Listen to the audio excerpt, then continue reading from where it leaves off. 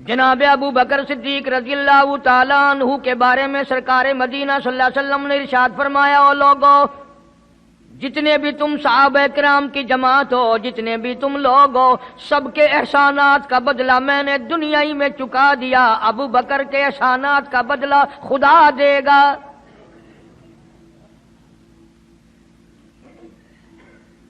اتنا بڑا عظیم انسان ہے جس کو کالی کملی والے نے صدیق کا لقب دیا، عتیق کا لقب دیا، جس نے کلمہ پڑھنے کے بعد نہ کاروبار کیا، نہ تجارت کی، نہ اپنے گھر کے دھندے میں لگا، بس کلمہ پڑھنے کے بعد پھر مکی کی گلی گلی کا چکر ہے، محلے محلے کے اندر چکر لگا رہے ہیں۔ کوئی ایسا نہ ہو میرے آقا کا غلام بن کر دنیاوی تکلیف میں مبتلا نہ ہو، اگر کوئی مل گیا تو میں جان مال سے اس کی امداد کروں گا۔ سرکار مدینہ صلی اللہ تعالی علیہ وسلم کا پہلا ساتھی، پہلا غمگسار ایسا ملا جو گلی گلی میں چکر لگاتا پھرتا ہے۔ جناب ابو بکر رضی اللہ تعالیٰ عنہ فرماتے ہیں، میں ایک محلے میں جا نکلا اور میں نے جا کے دیکھا کافروں نے ایک دیگ پانی کی بھری ہوئی ہے اور ایک 70 سالہ بوڑھی مائی کو اس میں غوطہ دیا ہوا ہے، سر پہ ہاتھ رکھ کر ڈبایا ہوا ہے۔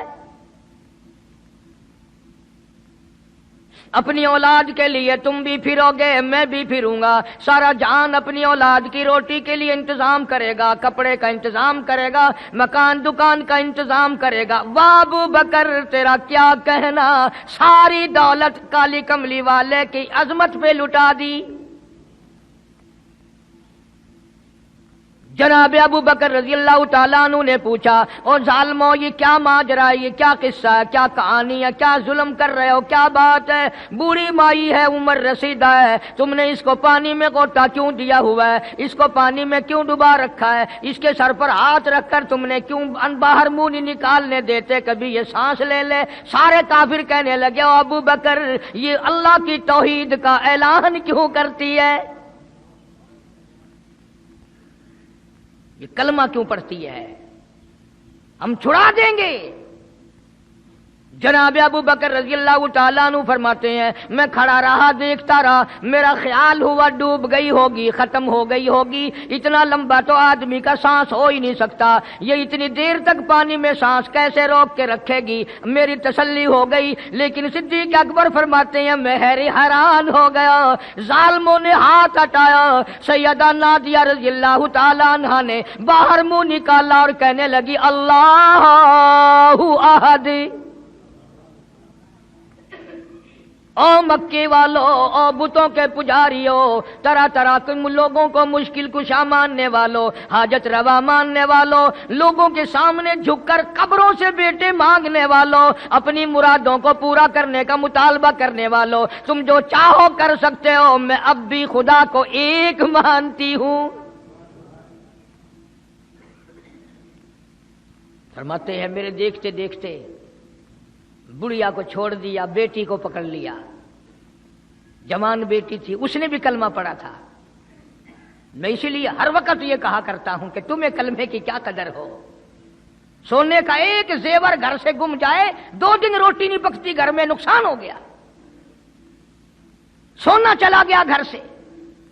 عورتیں بھی ہاں ہاں کرتی پھرتی ہیں، مرد بھی افسوس کرتے پھرتے ہیں، اور ایک گھر میں کلمہ نہیں، کسی کو افسوس نہیں۔ دین گھر سے نکل گیا، قرآن گھر سے نکل گیا، الفت محبت گھر سے نکل گئی، تباہی پھر گئی ساری دنیا کی۔ جناب صدیق اکبر رضی اللہ تعالیٰ عنہ فرماتے ہیں، میرے دیکھتے دیکھتے جوان بچی کو پکڑا اور اس نے رٹ لگانی شروع کر دی، لا الہ الا اللہ محمد الرسول اللہ۔ ادھر کلمہ پڑھنے لگی، کئی کافروں نے اس کا منہ پکڑا، زبان باہر کھینچی، زبان پہ داغ دے دیا، گرم گرم لوہے سے زبان کو داغ دے دیا۔ جناب ابو بکر رضی اللہ تعالیٰ عنہ فرماتے ہیں، میں دیکھتا رہا، جب ظالموں نے لوہا گرم ہٹایا، اس بچی کے منہ سے پھر یہی لفظ نکلا، اللہ احد، اللہ ایک ہے، وہ اپنی ذات میں صفات میں یکتا ہے، وہ کسی کا محتاج نہیں، کسی کو اپنی ذات میں صفات میں اس نے شریک نہیں بنایا۔ یہ جو تمہیں کہتے ہیں نا اور جی یہ بھی تو اللہ نہیں بنائے اور بنائے ہیں تو بندے بنائے ہیں نا، خدا تو نہیں بنائے. کلندر بنائے، بزرگ بنائے، فقیر بنائے، پیر بنائے، اور بنائے تو اس نے ہے نا. جب اسی نے بنائے ہیں اور جب وہ چاہتا ہے تو پھر ان کو موت بھیج دیتا ہے. جس کی موت آ جائے وہ خدا نہیں ہو سکتا، جو بیمار پڑ جائے وہ خدا نہیں ہو سکتا، جس کو پیاس لگتی ہو، جس کو بھوک لگتی ہو، جس کو نیند آتی ہو، جو پریشان ہو سکتا ہو وہ خدا نہیں ہو سکتا. جس کو ساری کروڑوں اربوں سال سے بھی جس ذات کو کبھی نیند نہیں آئی، کبھی اس کو محتاجی نہیں ہوئی، کبھی بھوک نہیں لگی، خدا وہ ہے. دنیا پتہ ہی نہیں جا کدھر رہی ہے. جناب صدیق اکبر رضی اللہ تعالیٰ عنہ فرماتے ہیں میں نے ظالموں سے کہا او ظالموں نہ مارو.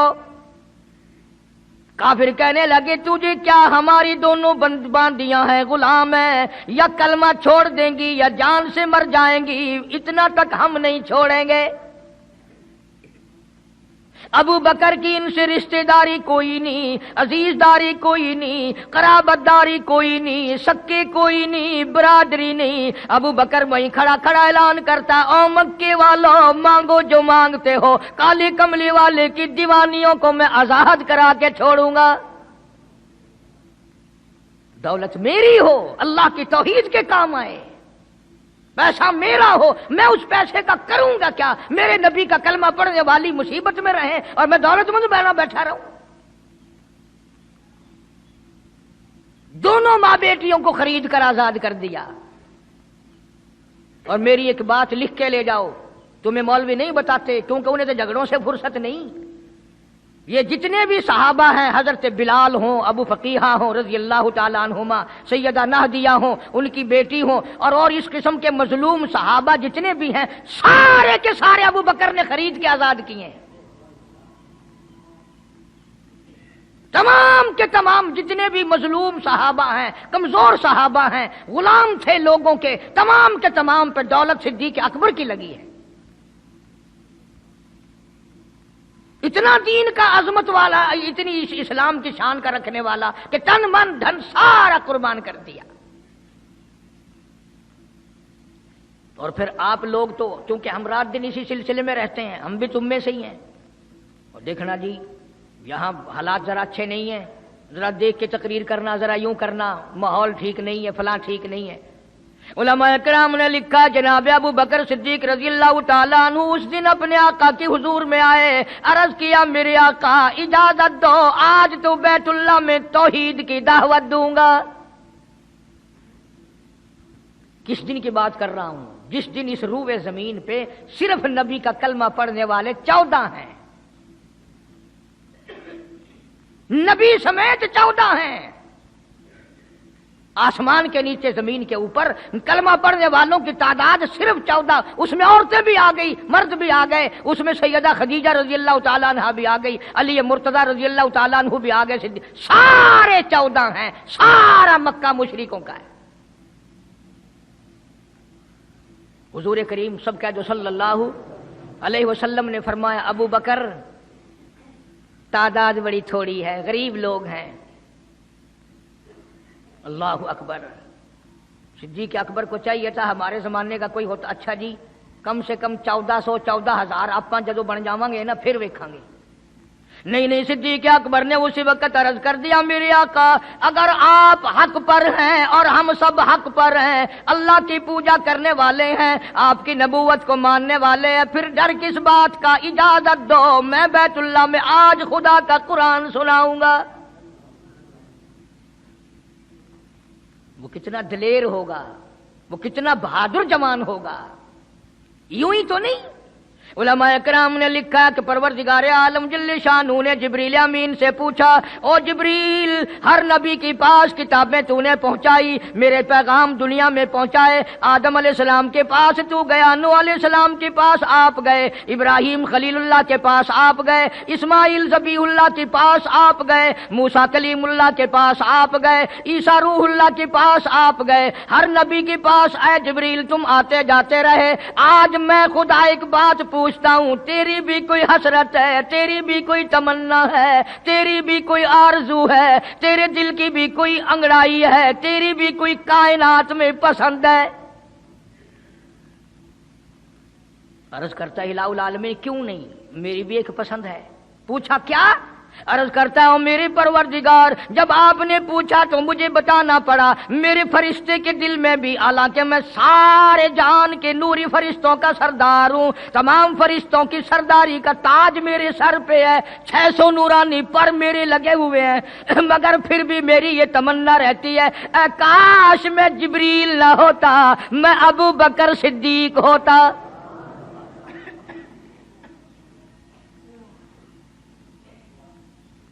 کیا بات ہے! مالک کائنات نے جب نبوت سب سے نرالی دی، قرآن جیسی کتاب آسمان نے نرالی دی، تو یار بھی تو چن چن کے دیے نا۔ اسی لیے میں کہا کرتا ہوں کہ ہمارے نبی کے یار بھی نرالے، میرے نبی کے رشتہ دار بھی نرالے، میرے نبی کی بات بھی نرالی، میرے نبی کی جماعت بھی نرالی۔ کون مقابلہ کرے صلی اللہ علیہ وسلم؟ اجازت مل گئی۔ توجہ رکھنا، صدیق اکبر رضی اللہ تعالیٰ عنہ نے جب اجازت مانگی تو یہ نہیں کہ اجازت دے دی چلے جاؤ میں دعا کروں گا، یہ بات نہیں۔ صدیق اکبر کو اجازت دی، جب ابو بکر صدیق رضی اللہ تعالیٰ عنہ اٹھ کے چلے اللہ کی توحید کا اعلان کرنے کے لیے، قرآن سنانے کے لیے، سرکار بھی خود تشریف لے گئے صلی اللہ علیہ وسلم۔ اندازہ لگاؤ اس جلسے کا کیا شان ہوگا، اس کی کیا عظمت ہوگی کہ تقریر کرنے والا صدیق ہے، صدارت پہ امام الانبیاء ہے صلی اللہ علیہ وسلم۔ یہی لکھا علماء کرام نے، قام ابو بکر، کھڑے ہو گئے ابو بکر، ہوا جالس، نبی کریم صلی اللہ علیہ وسلم کے بارے میں لکھا آپ بیٹھ گئے۔ اور پھر ابو بکر صدیق رضی اللہ تعالی عنہ نے اللہ کا قرآن سنایا بیت اللہ میں، خانہ کعبہ میں۔ پھر یہ نہیں کہ کسی نے نعرے لگائے ہوں، مرحبا کہا ہو، پھولوں کے ہار ڈالے ہوں، مٹھائی تقسیم کی ہو۔ سرکار مدینہ صلی اللہ تعالی علیہ وسلم کے سامنے صدیق اکبر کو لوگوں نے اتنا مارا، بے ہوش کر دیا۔ حالانکہ ابو بکر نے قرآن پڑھا، وقال رجل مؤمن من آل فرعون یکتم ایمانہ اتقتلون رجلا، کیا تم اس کو قتل کرنے کا ارادہ رکھتے ہو؟ ان یقول ربی اللہ، جو اتنی بات کہتا ہے میرا رب اللہ ہے، مشکل کشا اللہ ہے، حاجت روا اللہ ہے، میری حاجات کو جاننے والا بھی اللہ، ان کو پورا کرنے والا بھی اللہ، بیماری دینے والا بھی خدا، دور کرنے والا بھی خدا۔ ان یقول ربی اللہ،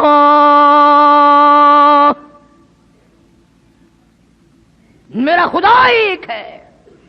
مکے والوں میرے آقا کا قصور بتاؤ، جرم بتاؤ، گناہ بتاؤ، تمہارا کیا نقصان کیا ہے، تم کیوں میرے آقا کے دشمن بن گئے ہو؟ صرف ایک موڑ پہ نہیں، ہر موڑ پہ صدیق اکبر رضی اللہ تعالیٰ عنہ نے جان مال کی بازی لگائی۔ جناب عائشہ صدیقہ رضی اللہ تعالیٰ عنہا اور حضور کریم صلی اللہ علیہ وسلم رات کے وقت اپنے آنگن میں کھڑے ہیں، اپنے صحن میں کھڑے ہیں۔ عائشہ صدیقہ تو تمہیں نظر آتی ہے، تم نے عائشہ صدیقہ کا شوہر نہیں دیکھا؟ امام الانبیاء ہے صلی اللہ علیہ وسلم۔ سرکار نے یوں آسمان کی طرف دیکھا، حضرت عائشہ رضی اللہ تعالی عنہا نے عرض کر دیا میرے آقا کسی کی نیکیاں اتنی بھی ہیں جتنے آسمان پہ ستارے؟ فرمایا ہاں عائشہ، ان سے بھی زیادہ نیکیاں ہیں عمر فاروق کی رضی اللہ تعالی عنہ، ستاروں کی گنتی سے بھی زیادہ نیکیاں ہیں۔ حضرت عائشہ رضی اللہ تعالیٰ عنہ نے عرض کر دیا آقا میرا ابا، سبحان اللہ کیا بات فرمائی، فرمایا میری عائشہ تجھے کیا معلوم ہے فاروق کی نیکیاں ستاروں سے زیادہ، آسمان کے مزین ستاروں سے زیادہ فاروق کی نیکیاں سمندر کے قطروں سے زیادہ، عمر فاروق کی نیکیاں درختوں کے پتوں سے زیادہ، عمر فاروق کی نیکیاں زمین کے ذروں سے زیادہ، عمر فاروق کی نیکیاں پہاڑوں کی کنکر سے زیادہ۔ پر عائشہ بات سن لے، تیرے باپ کی 3 راتیں ایک طرف، فاروق کی ساری زندگی ایک طرف۔ تیرے ابا کا مقام تو سب سے نرالا ہے، اس کی ریس کون کرے گا؟ کون ریس کر سکتا ہے جناب ابو بکر صدیق رضی اللہ تعالیٰ عنہ کی؟ مدینہ طیبہ ہے، اللہ سب کو زیارت نصیب فرمائے۔ صدیق اکبر کی خلافت ہے رضی اللہ تعالیٰ عنہ۔ عمر فاروق فرماتے ہیں میرا جی چاہا کہ اب تو خلافت کے بوجھ میں پھنس گیا صدیق، اب تو قوم کا کام اتنا گلے میں پڑ گیا کہ اب کہاں فرصت ملے گی، میں اب نیکیاں زیادہ کماؤں گا۔ مدینے میں ایک بڑھیا بیوہ محتاج، آنکھوں سے محتاج رہتی تھی۔ عمر فاروق رضی اللہ تعالی عنہ فجر کی نماز کے بعد اس کے دروازے پہ گئے، مائی برتن لا، پانی بھر کے لا دوں؟ اندر سے جواب ملا، جزاک اللہ، اللہ تجھے جزائے خیر دے۔ پوچھنے آیا تیرے سے پہلے اور کوئی سارا ہی کام کر کے چلا گیا، میرا کھانا بھی پکایا، مجھے کھلا بھی گیا، برتن بھی صاف کر گیا، جھاڑو بھی لگا گیا، میرے کپڑے بھی دھو گیا، سب کچھ کر کے چلا گیا۔ آج کون کرے گا؟ دل تو تمہارا بھی کرتا ہے کہ فاروق والی نے کیا، کچھ ہم بھی لے لیں، صدیق والی عظمت کچھ ہمیں بھی مل جائے، پر پہلے منہ تو بناؤ، وہ شکل تو پیدا کرو، وہ عظمت تو پیدا کرو جو انہوں نے کی تھی۔ کون ہے تم میں سے آج جو کسی محتاج کے دروازے پہ جا کے پوچھتا ہو میرے لائق کوئی کام ہو تو بتاؤ بھائی، میں بغیر پیسوں کے کر دوں گا؟ اگر کوئی بیمار بھی پڑ جائے، اچانک بیمار ہو جائے، تو اس کا ہی کوئی لواحق، گھر کا آدمی کوئی دوڑے تو دوڑے، برابر میں سے مجال ہے کوئی اسپتال تک لے جانے میں، ڈاکٹر کو لانے میں، کون امداد کرے؟ اور اس کا نتیجہ سامنے ہے، جب میں کسی کی نہیں کرتا تو میری کون کرے؟ کوئی بھی نہیں۔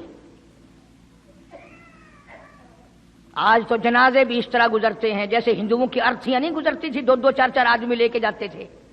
کون آئے جنازے پہ؟ تم کسی کے جنازے پہ جاؤ تو تمہارے یہاں کوئی آئے؟ اور جو بھی آتا ہے وہ اللہ کی رضا کے لیے نہیں۔ بخاری شریف میں روایت، من اتبع الجنازہ ایمانا واحتسابا غفر له ما تقدم من ذنبی او کما قال النبی صلی اللہ تعالی علیہ وسلم۔ ارشاد فرمایا جو آدمی اللہ کی رضا کے لیے کسی کا جنازہ پڑھے، ایمان یقین کے ساتھ جنازہ پڑھے، ثواب کی نیت سے پڑھے، وسیب کی نیت نہ ہو، برادری کی نیت نہ ہو، خاندانی لحاظ نہ ہو، قرابت داری کا کوئی لحاظ نہ ہو، کوئی دیکھے یا نہیں دیکھے، کوئی آئے یا نہ آئے، کوئی پوچھے یا نہ پوچھے، صرف اللہ کی رضا کے لیے پڑھے۔ کالی کملی والے نے اعلان کر دیا، میں ضامن ہوں، غفر لہ ما تقدم من ذنبی، اس کے پچھلے سارے گناہ معاف کر دیے گئے۔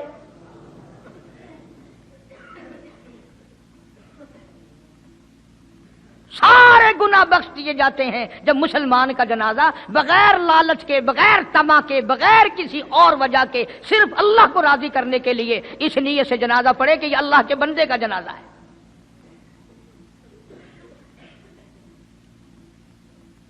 تو فاروق اعظم رضی اللہ تعالیٰ عنہ سوچتے ہیں کہ یارو میرے سے پہلے کون آ گیا؟ بڑھیا کا سارا کام جو کر کے گیا وہ کس وقت آیا ہوگا؟ کھانا بھی پکایا، کھلایا، برتن صاف کرے۔ دوسرے دن جناب فاروق اعظم رضی اللہ تعالی عنہ فجر سے پہلے گئے، لا بوڑھی مائی برتن دے، پانی بھر کے لا دوں، اور کوئی سودا سامان ہو مجھے بتلا میں لا کے دوں۔ اندر سے آواز آتی ہے، جزاک اللہ، تجھ سے پہلے کوئی اور میرا سارا ہی کام کاج کر کے چلا گیا۔ نے کہا کون ہوگا؟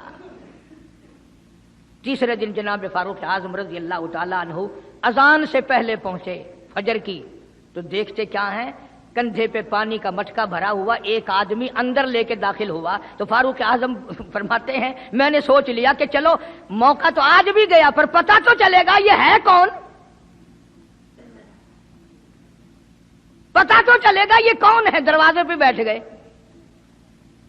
सारा काम निपटाने के बाद जब बाहर निकले तो फारूक आजम ने पल्ला पकड़ लिया और कहने लगा 3 दिन हो गए मुझे खराब होते हुए, अल्लाह के बंदे बता तो सही कौन है। फरमाया ऐ उमर यार जाने दे, मैं तेरा भाई अबू बकर सिद्दीक हूं। और जिस वक्त की मैं ये तुम्हें बात सुना रहा हूं, उस वक्त सिद्दीक अकबर बादशाह थे, खलीफा थे, अमीरुल मोमिनीन थे, खलीफतुल मुस्लिमीन थे, सिद्दीक अकबर थे और तकरीबन 92 लाख मुरब्बे मील पे हुक्मरानी थी। बादशाह होकर के मोहताज गरीब की खबर करते थे, इमदाद करते थे।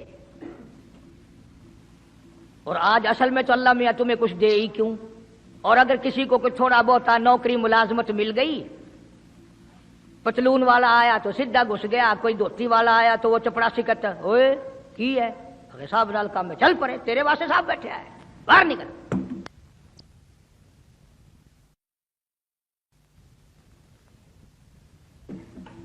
गरीब आदमी देखकर सिपाही भी, चपड़ासी भी, चरफांसी भी सारे पीछे पड़ जाते हैं।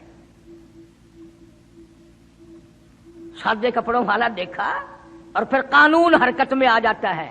और अगर अंग्रेज का लिबास हो, गले में फांसी लटकी हुई हो, सर पे टोकरा हो और पतलून पहन रखी हो, फिर खड़म खड़म खड़म खड़म सीधा पहुंचता है। फिर चपड़ासी की भी आंखें मिट जाती हैं, अर्दली भी अंधा हो जाता है, कोई नहीं पूछता। उन्होंने कहा कोई ना कोई साहब के मिलने वाला आदमी है, खुद जो साहब है ये जाने वाला। मैं जिस वक्त की बात अर्ज कर रहा हूं, सिद्दीक अकबर हुक्मरान थे, अमीरुल मोमिनीन थे, खलीफतुल मुस्लिमीन थे, पैगंबर के सुसर थे, ऐशा सिद्दीका के अब्बा थे, हुजूर करीम सल्लल्लाहु अलैहि वसल्लम के जानशीन थे। मदीना मुनव्वरा में ये बात हुई। और सुनो, जब सिद्दीक अकबर रज़ियल्लाहु ताला अन्हु की बादशाहत और खिलाफत और अमारत आई, मदीने की गली में एक आदमी ने आवाज लगाई, हल अजीर, है कोई मजदूर, कोई मजदूर है। वक्त का बादशाह सिद्दीक अकबर रज़ियल्लाहु ताला अन्हु करीब गए, हाँ हाजिर हूं। मजदूर आ गया, अल्लाह अकबर। पूछा क्या काम है? कहता मेरी बकरी मर गई है, उसे उठाकर शहर से बाहर फेंकना है। तारीख गवाह है, सहाबा गवाह हैं, मुसलमान गवाह हैं, उलमा गवाह हैं। अमीरुल मोमिनीन होते हुए सिद्दीक अकबर ने मुर्दा बकरी कंधे पे उठा रखी है और 4 आने मजदूरी के लिए बाहर फेंकने चला है। कौन ऐसा करेगा? हम सारे जन्नती बने फिरते हैं, कभी अपने हालात पे तो नजर डाला करो। आप ही अपनी अदाओं पे जरा गौर करें। हम अगर अर्ज करेंगे तो शिकायत होगी, अरे रात भी है दिन भी है, कभी अकेले भी होते होगे, कभी तो नजर मारो। वक्त का खलीफा, वक्त का बादशाह, एक चुवन्नी मजदूरी के लिए मुर्दार बकरी फेंकने बाहर जाता है, इसलिए कि मेरी रोटी हलाल की हो, मेरा खाना हलाल का हो। जनाब सिद्दीक अकबर रज़ियल्लाहु ताला अन्हु का एक गुलाम था, वो खाना लाया कहीं से, तो हर दिन तो पूछ लिया करते थे कि तू कहां से लाया। 3 दिन की भूख ने इतना बेताब कर दिया था, इतना तंग कर दिया था कि वो खाना लाया, 2-1 लुक़मे खा लिए और फिर पूछा कहां से लाया था भाई, कैसे कमाया था। तो कहने लगा मुझे एक दम आता है, मैं किसी को बिच्छू लड़ गया था, मैंने वो दम किया था, एक कौम है उसे खैर आ गई थी। अब मैं वहां से जो गुजरा, उनके यहाँ कोई शादी थी, तो उन्होंने मुझे बुलाया, खाना भी खिलाया और ये साथ भी दे दिया। फरमाया ला हौल वला कुव्वत इल्ला बिल्लाह। हलक में उंगली डाल रहे हैं, उल्टी करूं, ये लुकमे बाहर निकालूं। किसी ने कहा कि अगर उल्टी करनी, बोला 3 दिन के फाके में 2 लुकमे अंदर गए, उल्टी कैसे आए। किसी ने मशवरा दिया कि 2-3 पानी के प्याले पियो, फिर उंगली मारो, फिर हलक में से निकलेंगे। चुनाचे कई प्याले पीकर उल्टी की, उंगली मार मार के, जब तक वो लुकमे निकाल नहीं दिए सिद्दीक को चैन ना आए। आज हमारा पेट जो है وہ اتنا بڑا حمام ہے کہ اس میں حرام حلال اپنوں کا پرایوں کا حق مال کتنے ہی ڈال دو، خدا کی قسم وہ ڈکار ہی نہیں مارتا۔ جناب ابو بکر رضی اللہ تعالیٰ عنہ کی قیادت میں، آپ کی خلافت میں اور آپ کی زندگی کے حالات علماء کرام نے لکھے ہیں، کتابیں بھری پڑی ہیں۔ ادھر قرآن کہتا ہے وَسَيُجَنَّبُهَا الْأَتْقَى الَّذِي يُؤْتِي مَالَهُ يَتَزَكَّى۔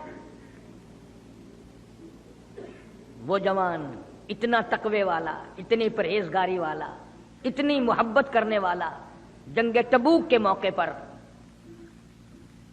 حضرت صلی اللہ تعالی علیہ وسلم نے اعلان فرمایا جنگ بڑا اوکھا ہے، بڑی مشکل ہے، بڑا دور کا سفر ہے، جس کے پاس جو کچھ ہو سکتا ہے وہ میں کالی کملی والے کے لشکر کا انتظام کرنے کے لیے سارے جا کے لے آؤ۔ فاروق اعظم رضی اللہ تعالیٰ عنہ فرماتے ہیں اس دن بھی میرے دل میں آئی کہ آج جیتوں گا صدیق اکبر سے۔ میں نے اپنے گھر کا سارا مال اکٹھا کیا اور آدھا گھر میں چھوڑ دیا اور آدھا لے کے چلا گیا حضور کی جا کے خدمت میں صلی اللہ علیہ وسلم پیش کر دیا۔ آپ نے پوچھا فاروق کتنا لائے؟ کہ جی آدھا گھر چھوڑ آیا ہوں، آدھا لے آیا ہوں۔ اللہ اکبر، آئی صدیق اکبر کی باری، اپنے گھر کا تمام پیسہ ٹکا، تمام دراہیم و دنانیر تمام کا تمام گٹھڑی باندھ لی۔ خدا کی قسم کیا کہنا ابو بکر تیری عشق کا دیواروں میں ہاتھ پھیر رہا ہے۔ او ابو بکر کیا تلاش ہو رہی ہے؟ کہتا ہے او لوگو ایسا نہ ہو میرے محبوب نے مانگا ہے میرے گھر میں سوئی بھی نہ رہ جائے۔ دیوار پہ ہاتھ مار رہا ہے صدیق اکبر رضی اللہ تعالیٰ عنہ، سوئی نہ رہ جائے۔ آقا نے فرمایا ہے، میرے محبوب نے مانگا ہے صلی اللہ علیہ وسلم۔ تسلی کر لی، کچھ نہیں رہا، گٹھڑی لے کر کے سرکار کی خدمت میں جا کے رکھ دی۔ آپ صلی اللہ علیہ وسلم نے فرمایا ابو بکر کتنا لائے، کتنا چھوڑ آئے؟ صدیق اکبر کہتا ہے کہ بلبل کو پھول بس پروانے کو چراغ، بلبل کو پھول بس پروانے کو چراغ، بلبل کو پھول بس صدیق کے لیے ہے خدا کا رسول بس۔ کالی کملی والے میں اپنے گھر کی سوئی بھی لے کے آیا ہوں، ایسا نہ ہو میرا اللہ یہ نہ دیکھ لے کالی کملی والے نے مانگا اور ابو بکر نے بچا کے رکھ لیا۔ سارا لے آیا ہوں، جو کچھ تھا تمام کا تمام کنج کے لے آیا ہوں۔ انہوں نے کہا بچوں کے لیے کہ بچوں کا خدا وارث ہے، بچے میرے تھوڑے ہی ہیں، خدا نے دیے ہیں، خود سنبھالے گا۔ میں نے اپنی محبت کو نبھانا ہے۔ جس جوان نے اس طریقے سے عظمت نبھائی ہو کون ان کو الگ کر سکتا ہے، کون ہٹا سکتا ہے؟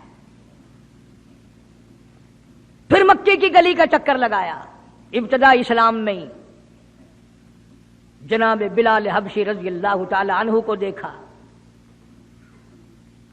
کمر کے نیچے دہکتے ہوئے کولے اور شولے، سینے کے اوپر پتھر کی چٹان ہے۔ جناب صدیق اکبر رضی اللہ تعالیٰ عنہ فرماتے ہیں میری آنکھ نے دیکھا بلال کے سینے پہ پتھر ہے، کمر کے نیچے شولے ہیں۔ امیہ ابن خلف نے حضرت بلال کی گردن پہ پاؤں رکھ کر سارا وزن دے دیا۔ حضرت بلال رضی اللہ تعالیٰ عنہ کی زبان باہر نکل آئی، اتنی لمبی زبان باہر لٹک گئی۔ صدیق اکبر نے امیہ ابن خلف سے کہا ظالم ایک طرف ہٹ، میں بلال سے کوئی بات کرتا ہوں۔ اللہ غنی، تھا تو غریب، تھا تو چھوٹے قد والا، تھا تو کالے رنگ والا، پر اللہ اور اس کے رسول کے دربار میں کتنی بڑی عظمت ہے۔ صدیق اکبر قریب ہوئے، وہ فرمانے لگے بلال تو بھی بولا ہے، اتنی بڑی مار کھا رہا ہے، تجھے مار پڑ رہی ہے، تیری عقل نہیں کام کرتی؟ انہوں نے کہا کیوں؟ کہ حالات ٹھیک ہو جائیں گے نا، پھر زور زور سے اللہ کی توحید کا اعلان کرنا، دل دل میں خدا کو یاد کر لیا کر، کتنی مار پڑ رہی ہے تجھے، اور میری آنکھ نے دیکھا میں برداشت نہیں کر سکا، تجھے مار پڑ رہی ہے تو ہنستا نہیں؟ اللہ غنی، یوں لکھا ہے کتابوں میں حضرت بلال رضی اللہ تعالی عنہ کی آنکھوں میں آنسو آ گئے، اور فرمانے لگے ابو بکر کوئی اور اگر یہ بات کہتا تو کوئی بات نہ تھی، تو نے نہ کہنی تھی، تمہیں یہ بات نہیں کہنی چاہیے۔ انہوں نے کہا کیوں؟ انہوں نے کہا ابو بکر میں تجھے کیا بتلاؤں، جب یہ مجھے مارتے ہیں میرے سینے پہ پتھر رکھتے ہیں، میرے گلے پہ پیر رکھ کر وزن ڈالتے ہیں، جب میری جان نکلنے کو ہوتی ہے مجھے آسمان سے رب العالمین کی طرف سے آواز آتی ہے، او میرے بلال تیرا کیا حال ہے؟ جب وہ آواز آتی ہے اور مجھے اپنے رب کا دیدار ملتا ہے میں زور سے کہنے پہ مجبور ہو جاتا ہوں۔ چوٹ تو مجھے بھی لگتی ہے نا، تکلیف تو مجھے ہو رہی، تجھے کیا پتا؟ رگ رگ میں کانٹے چبھوتے ہیں، رات دن مارتے ہیں، پر جب زیادہ مجھے تکلیف ہوتی ہے میرا خدا مجھے پوچھتا ہے اور یوں اعلان ہوتا ہے، اور میرے بلال تیرا حال کیا ہے؟ جناب صدیق اکبر رضی اللہ تعالیٰ عنہ فرماتے ہیں امیہ ابن خلف جس کے حضرت بلال غلام تھے اس کو کہا کہ خدا کے بندے نہ ظلم کر، بیچ لے میں خریدتا ہوں، تیرا غلام ہے نا بیچ لے میں خریدتا ہوں، مانگ کیا مانگتا ہے؟ امیہ ابن خلف نے دستور سے بھی کوئی گنا زیادہ پیسے مانگے، پتا تھا نا اللہ کے نام پہ لٹاتا پھرتا ہے۔ تمہارے یہاں اگر کوئی 2 دن لسی لینے آ جائے تو اتنا بڑا منہ ہو جاتا ہے پھول کر، ہاں ہر وقت گڈیاں لے کے کھلوتیاں نہیں، بڑے داتا ہو تم، مجال ہے ہمارے گھر سے ایک طالب علم روٹی کھا لے، کیا بگاڑو گے خدا کا اور خدا کے پیغمبر کا؟ اپنے ہم سب نقصان کرتے ہیں۔ خدا نے اعلان کر دیا کہ جو میرے دین پر خرچ نہیں کرتا، میرے قرآن پہ خرچ نہیں کرتا، مجھے اپنی کبریائی کی قسم میں بھی پھر افسروں کو کھلواؤں گا، ڈاکٹروں کو کھلواؤں گا، اس گھر سے کنجریوں کو کھلواؤں گا۔ بے تحاشا پیسے مانگے امیہ ابن خلف نے۔ صدیق اکبر رضی اللہ تعالیٰ عنہ نے فرمایا بے شک سودا ہو گیا، میں نے بلال کو خرید لیا۔ امیہ ابن خلف کہنے لگا ابو بکر ذرا بات سننا، توجہ کرنا، لکھ کے لے جانا دل کی تختی پہ۔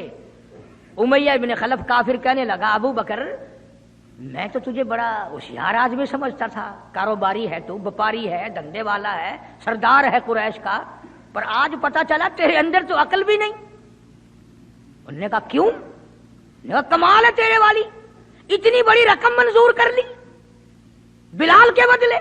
ارے یہ تو میرے لیے درد سر بنا ہوا تھا، اگر تو یوں ہی کہتا نا مجھے دے دے میں تیرے متھے مار دیتا مفت، میرے لیے تو بلا بنی ہوئی ہے یہ، تو نے اتنی بڑی رقم دینی منظور کر لی۔ یوں لکھا کتابوں میں کہ جناب صدیق اکبر سب کہہ جو رضی اللہ تعالیٰ عنہ فرمانے لگے کہ میں بھی تجھے قریش کا سردار سمجھتا تھا، مکے کا چودھری مانتا تھا، پر آج پتا چلا تو تو بالکل ہی گدھا ہے۔ انہوں نے کہا کیوں؟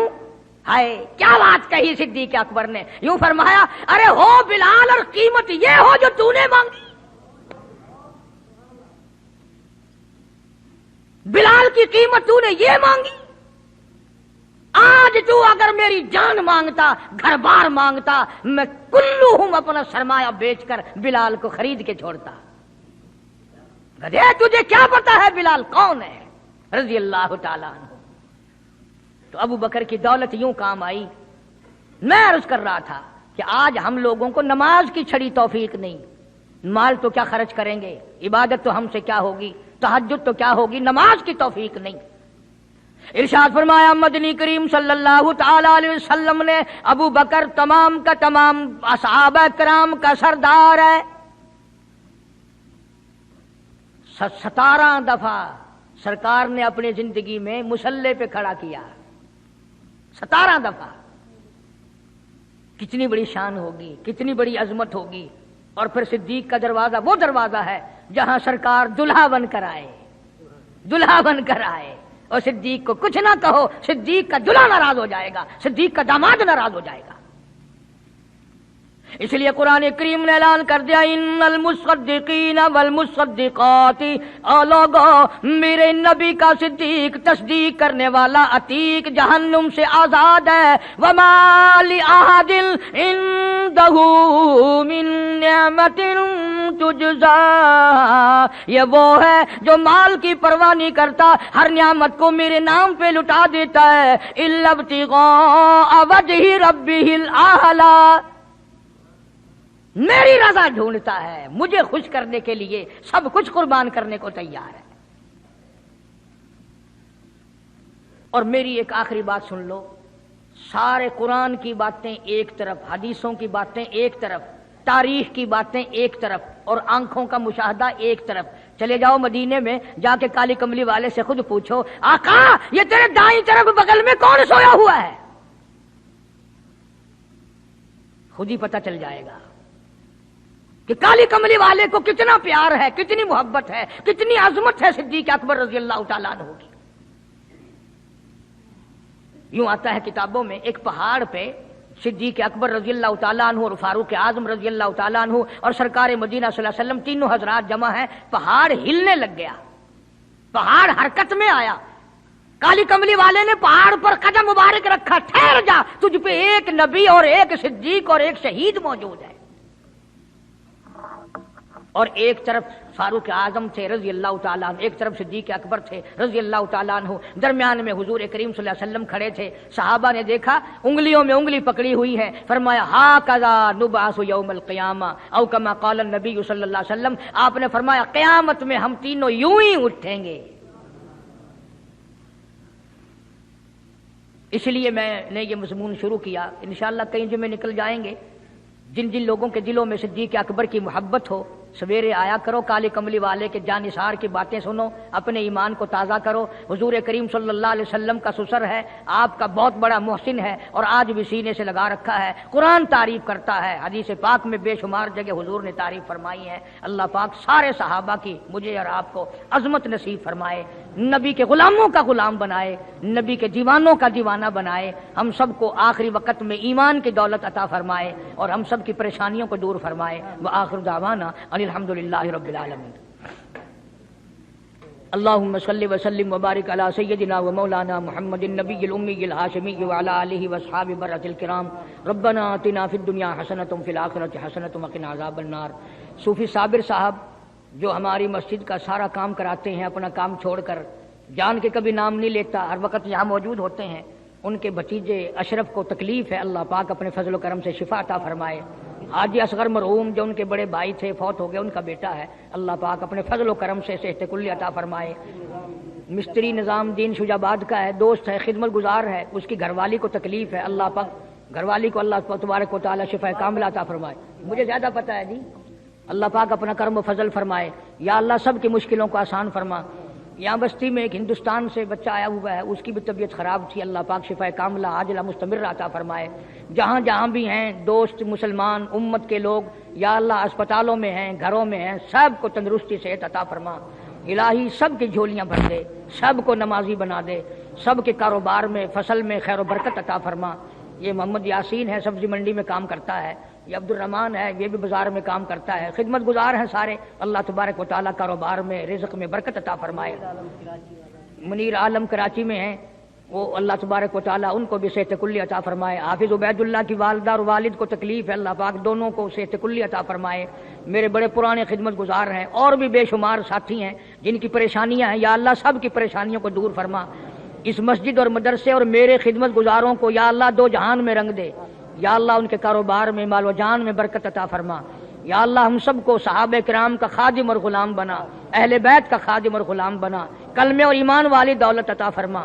مولا ہم سب کے ماں باپ کی بخشش فرما، آبا و اجداد کی مغفرت فرما، دوستوں اور خدمت گزاروں کی مغفرت فرما۔ مولا ساری امت کی بخشش فرما، ساری مخلوق پہ کرم فرما۔ جو جو مسجد کی خدمت کرتے ہیں، اس کو آباد رکھتے ہیں، یا اللہ تو ان کو دو جہان میں آباد فرما۔ اس کو چمکاتے ہیں، یا اللہ ان کے جنت میں محل چمکا۔ یہ ٹیوب ویل لگا رہے ہیں، اس سلسلے میں جو عظمت ہے، خدمت ہے، اللہ تبارک و تعالیٰ اس کو صدقہ جاریہ بنائے۔ ربنا لا تزغ قلوبنا بعد إذ هديتنا وهب لنا من لدنك رحمة إنك أنت الوهاب۔ قاری فدا حسین میرے مدرسے کے استاد ہیں، ان کی والدہ سخت بیمار ہے، اللہ پاک اپنے فضل و کرم سے صحت و تندرستی عطا فرما، اور سارے اساتذہ کو، طالب علموں کو اخلاص کی دولت سے مالا مال فرما، اور دو جہان میں اپنی رضا نصیب فرما، دین کی خدمت کی توفیق عطا فرما۔ صلی اللہ علی حبیبہ محمد و آلہ و اصحابہ اجمعین برحمتہ۔